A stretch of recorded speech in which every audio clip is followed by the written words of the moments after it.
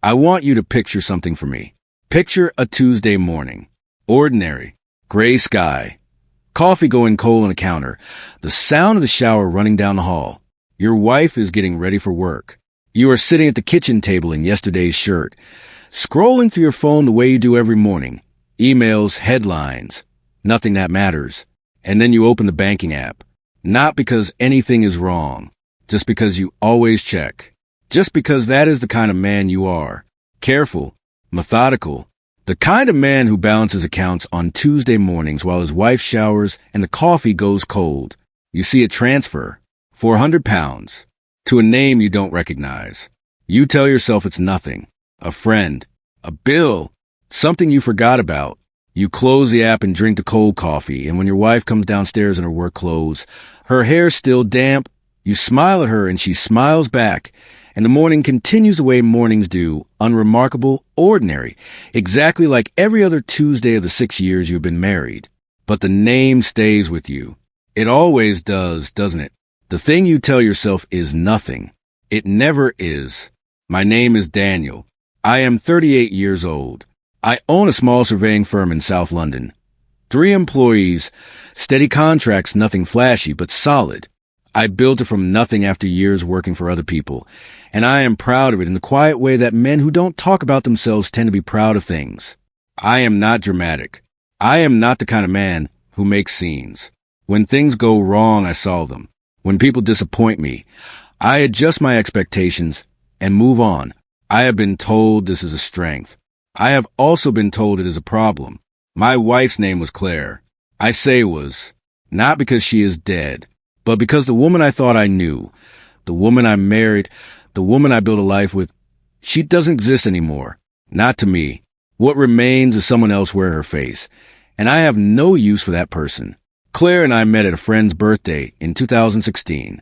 She was funny and sharp, and she laughed with her whole body, and I was gone from the first night. We dated for 2 years, moved in together, got married in a small ceremony in Kent with 30 people and a borrowed marquee, and her mother crying through the entire thing. We bought a house in Herne Hill. We talked about children in the abstract way couples do when they're not quite ready, but know it's coming. We had a life, a real one, or so I believed. The name on the transfer was Marcus. I didn't know anyone called Marcus. Claire had never mentioned a Marcus. I searched my memory the way you search a drawer when you're sure you put something in there, going through everything twice, then a third time, finding nothing. No Marcus at her office. No Marcus from university. No Marcus anywhere in 6 years of shared conversation. I did not confront her. I want to be clear about that. My first instinct was not to storm into the kitchen, not to shout, not to wave my phone in her face. I am not that man. Instead, I did what I always do. I waited. I watched. I started paying attention to things I had stopped paying attention to. The way you stop noticing the hum of a refrigerator until it suddenly cuts out. The next transfer was 3 weeks later. 500 pounds this time. Then 400 again, 2 weeks after that. Regular. Rhythmic. Like a subscription. I need to tell you about my family, because they are part of this story whether I want them to be or not. My mother, Patricia, is 64. She lives in Bromley in the same house I grew up in. She is a proud woman, the kind of proud that presents as warmth but is really about control.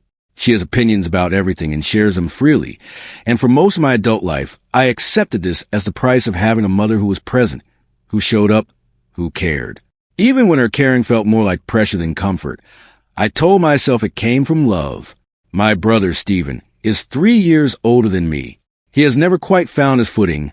A series of jobs, a divorce of his own, money troubles that came and went like weather. I helped him more times than I can count. A loan here, a referral there, cover a month's rent when things got bad. I did it because he was my brother, because that is what you do. My father's side had mostly faded. Aunts and uncles I saw at funerals, cousins who existed on Facebook and nowhere else. The family that mattered was the one in Bromley, and the one I'd made with Claire.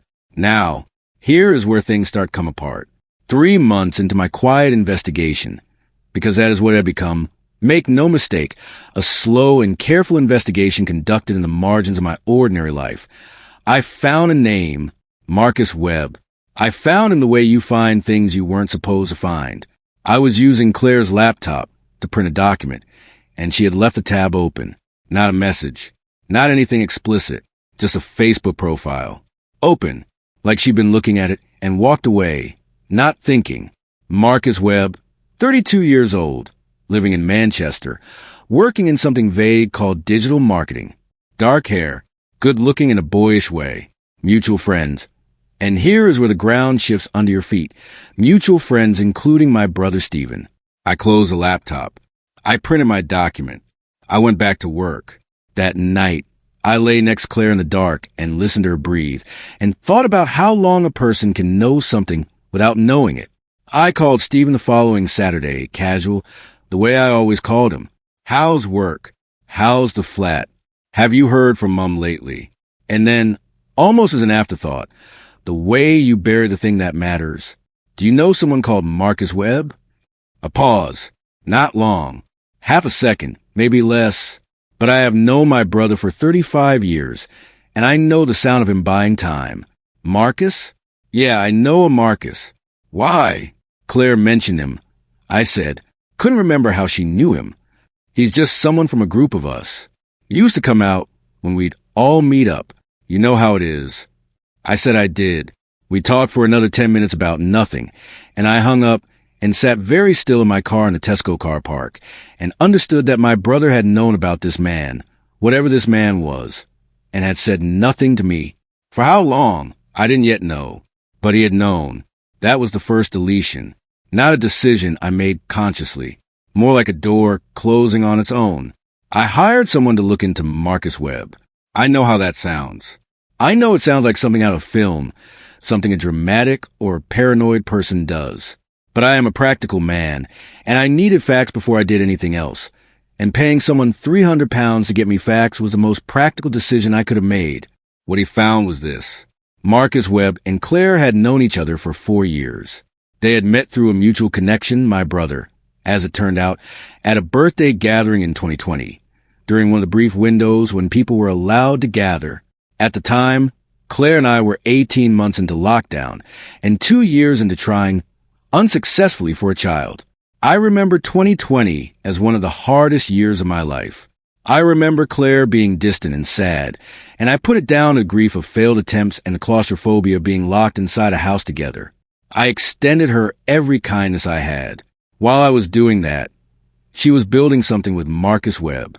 The transfers, as best as the investigator could determine, had been going on for 14 months by the time I found them. Not hundreds, thousands. Across 14 months, Claire had sent Marcus Webb approximately £11,000. £11,000. I want you to sit with that number, not the betrayal of the affair, if that's what it was, and I'll come to that. But the money, because money is specific. Money is deliberate. Money requires you to pick up your phone, open an app, enter an account number, enter an amount, and press confirm. You do that again and again, 11,000 times worth of decisions, and each one is a choice. Each one is a door you walk through with your eyes open. £11,000. That was money from our joint account. Money I had earned. Money that went toward a mortgage I was paying for a house I believed was the foundation of a shared life. I want to be honest with you about the affair question because I think it matters. I don't know definitively whether Claire and Marcus Webb had a physical relationship. My investigator found evidence of regular contact, calls, messages, the transfers, but could not confirm they had met in person more than twice. Once at a gathering in Manchester that Claire had told me was a work conference. Once more, 18 months later, that I cannot account for at all. What I know is this. Whether or not they were sleeping together, my wife was maintaining a secret relationship with another man, sending him money that belonged to both of us, lied to me about it consistently for over a year, and doing so with my brother's knowledge. I have spoken to enough people since to understand that for some, the absence of physical evidence is a reason to question whether the betrayal is real. To those people, I would say only this. Love is built from trust, and trust is built from truth, and I have been living inside a careful, sustained lie for longer than I could fully trace. The shape of the lie is almost beside the point. She chose him, in whatever way she chose him, over and over again for 14 months. That was enough.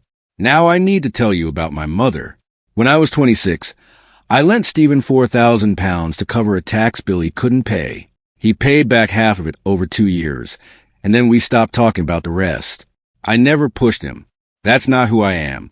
What I didn't know, what I discovered much later, 3 weeks after the Marcus Webb conversation, when I was already deep inside the machinery of all of this, was that my mother had known about Claire and Marcus since the previous Christmas.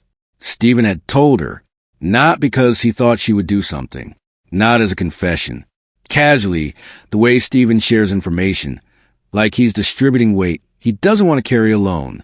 And my mother had actively, consciously decided not to tell me.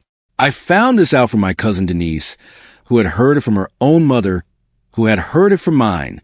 The way family information always travels, sideways, through the people least expected to carry it, arriving too late to be useful.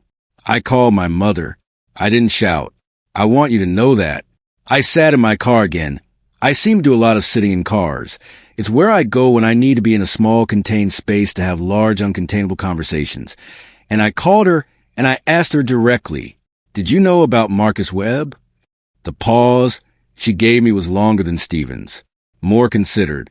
"Danny," she said, "I didn't want to hurt you."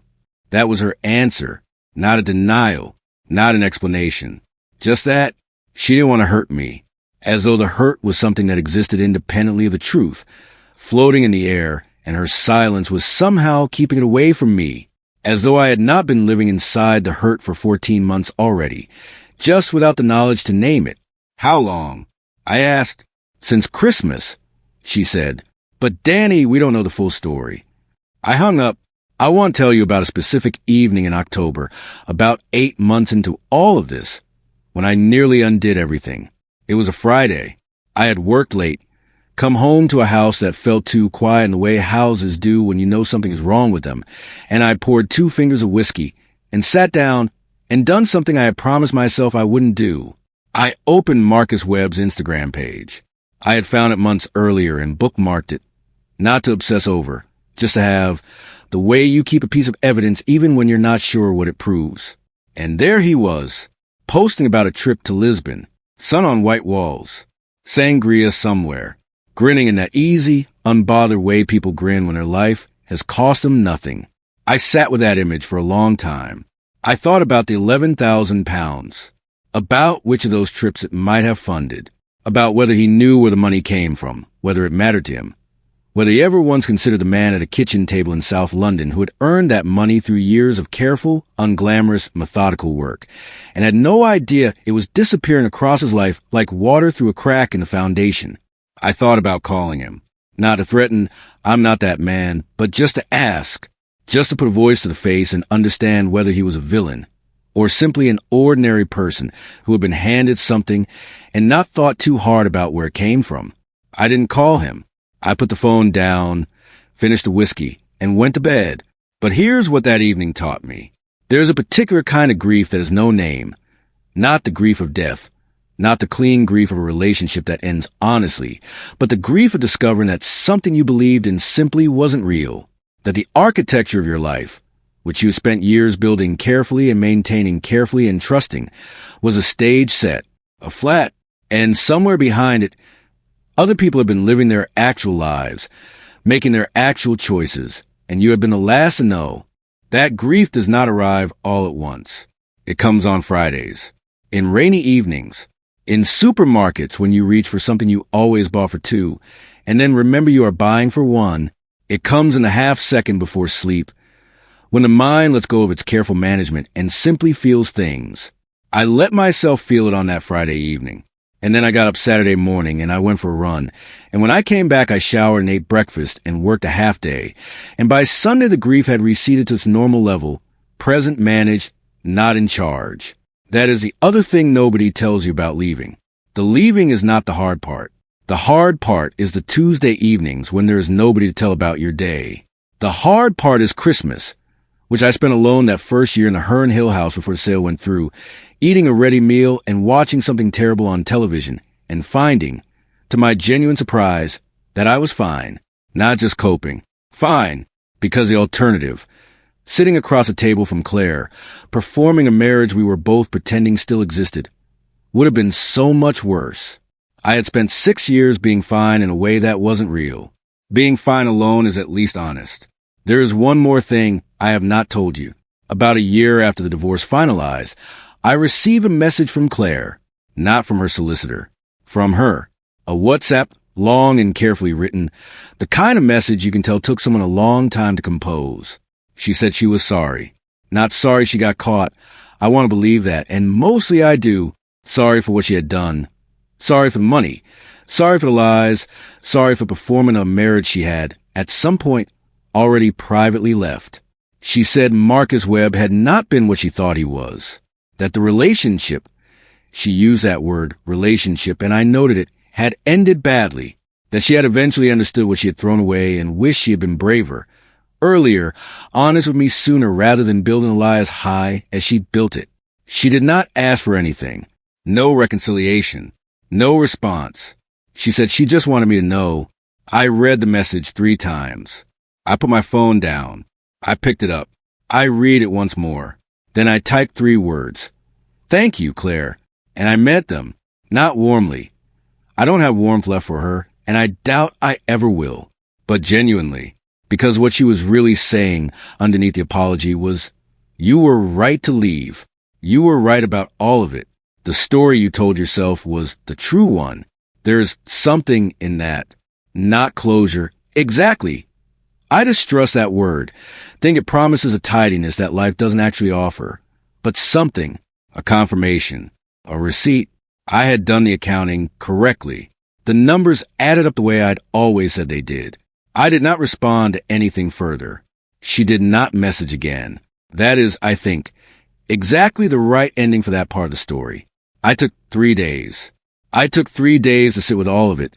The money, the man, my brother, my mother, and I made a series of decisions that I have not regretted since. Not once. Not even in the worst of the nights that followed. I called a solicitor. I had already been speaking to one informally, and now I made it formal. I had the bank accounts separated. I had a valuation done on the house. I gathered 14 months of transfer records, printed them, and put them in a folder. Then I sat down with Claire. Not a shouting match, not a breakdown. I placed the folder on the kitchen table. I told her I knew about Marcus Webb. I told her I knew how much she had sent him, and I told her that I was filing for divorce. She cried. Of course she cried. She said it wasn't what I thought. She said Marcus was in trouble, that she'd been helping him, that it was complicated, that she'd never meant for any of it to happen. She used that phrase, never meant for any of it to happen, as though the money had transferred itself, as though her hands had moved without her knowledge 37 times across 14 months. I listened to everything she said. I did not interrupt. And when she was finished, I told her I needed her to move out by the end of the week, and I stood up and I went upstairs, and that was the last real conversation we had. The divorce took 11 months. She retained a solicitor. There were disagreements about the house, about the split of assets, about what constituted marital funds and what didn't. Her solicitor tried to argue that the transfers to Marcus Webb were personal expenditure and therefore not recoverable against the split. My solicitor argued otherwise. We settled eventually, not perfectly, but well enough. The house sold. I kept more than half, given the circumstances, and I walked away with enough to start again. During those 11 months, I did not speak to my mother once. I did not speak to Stephen. They tried, both of them. My mother wrote me a letter, an actual handwritten letter, 3 pages, which I read once and put back in an envelope and have not opened since. Stephen called repeatedly, left voicemails I deleted without listening to beyond the first few seconds. He came to the house once, on a Sunday morning, and rang the bell, and I watched through the upstairs window until he left. I know what this looks like from the outside. I know the narrative people reach for. The man so consumed by anger that he cuts off everyone around him, becomes cold, becomes isolated, loses himself. I have had that conversation with 2 separate friends who tried to mediate, both of whom eventually stopped trying. I understand why people find it alarming, but here is what I need you to understand. I did not delete my family in anger. I deleted them in clarity. There is a difference, and it matters more than almost anything else in this story. Anger is hot and temporary and regretful. Anger makes you say things and break things and then spend years apologizing for the wreckage. What I felt, what I still feel, is not anger.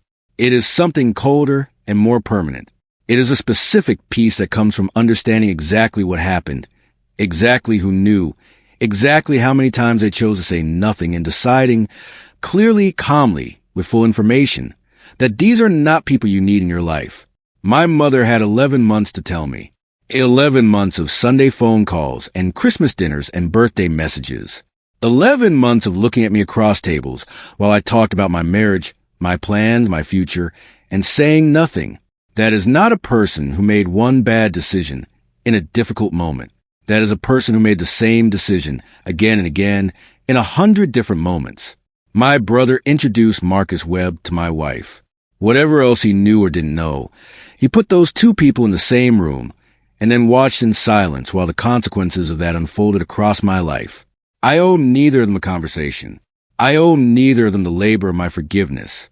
I moved to Bristol 18 months after the divorce was finalized. New city, small flat near the water, nothing like the Herne Hill house. I rebuilt the business. Different clients, same work, quieter. I run more than I used to. I read more. I have become, to my own surprise, a person who cooks properly, who takes time with things, who finds the smallness of an ordinary evening genuinely satisfying. People ask me if I'm lonely. Honestly? No, not in the way they mean. I was lonelier inside a marriage that was a performance than I have ever been alone. I have a few good friends. I have a therapist I see once a fortnight who has never once told me to reconcile with my family, for which I am grateful. I have a colleague who has become something more than a colleague, though I am in no rush, and she seems to understand that, and we are careful with each other in the way people are when they have both been hurt before. I have a life. It is quieter than the one I had. It is also, without question, more honest. I want to tell you about the flat. It's on the 3rd floor of a converted warehouse near the docks. Not glamorous. The heating is unreliable in January, and the downstairs neighbor plays guitar badly on Thursday evenings. But the windows face west, and in some of the light comes through in the late afternoon in long flat bands across the wooden floor, and I have learned to stop what I'm doing and just watch it for a few minutes. That sounds like a small thing. It is not a small thing. It is, in fact, one of the clearest markers I have for how my life has changed. In Herne Hill, I never stopped to watch the light. I was always managing something, always inside the machinery. Here I stop. I watch. I remember that I am a person, not a function. That is what leaving bought me. Not happiness. Happiness is too large a word for something so quiet. But presence. The ability to be actually inside my own life rather than slightly outside it, watching and managing and adjusting. I will take that over 11,000 pounds any day of the week. Last year, my mother was diagnosed with a heart condition, not life-threatening, as these things go, but significant. Denise called me to tell me, because she still calls, because Denise is one of those people who refuses to accept that a family can simply stop. I listened. I thanked her. I sent my mother a card, not warm, not cold, just a card that said I hoped she was well and that I was glad the prognosis was manageable. She wrote back. She said she thought about me every day. She said she understood now that she had been wrong. She said that at the time she had convinced herself she was protecting me, that she genuinely believed I was better off not knowing, that she had been afraid of what the knowledge would do to me. She said she knew now that this was a story she had told herself because the truth, that she had simply not wanted the difficulty of it, not wanted to be in the middle, not wanted to carry the weight of being the one to break things, was too uncomfortable to admit. It was the most honest thing my mother had ever written to me. I read it several times. I put it on my desk for a week. I thought about what it would mean to pick up the phone. I did not pick up the phone, not out of cruelty. I want to be clear about that too. I do not wish her harm. I do not lie awake, wanting her to suffer.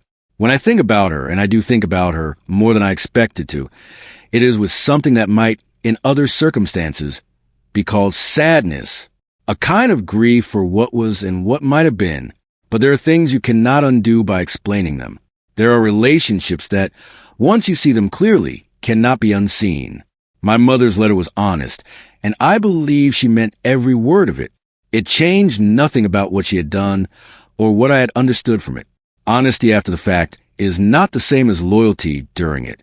I have made my peace with this. What do I want you to take from this? Not anger. I'm not telling you this story to make you angry, not even at Claire, not even at Stephen or my mother.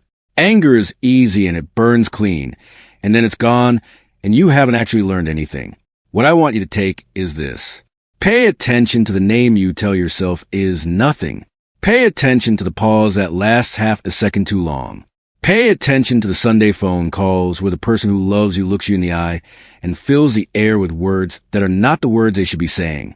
Pay attention to the ordinary Tuesdays that contain, somewhere inside them, the information that will eventually reorganize everything you thought you knew. Not because the world is full of betrayal. Not because everyone is lying to you. But because the life you are living belongs to you, and you deserve to live it with full information. You deserve to know the truth of your own story. I paid £11,000 to learn that.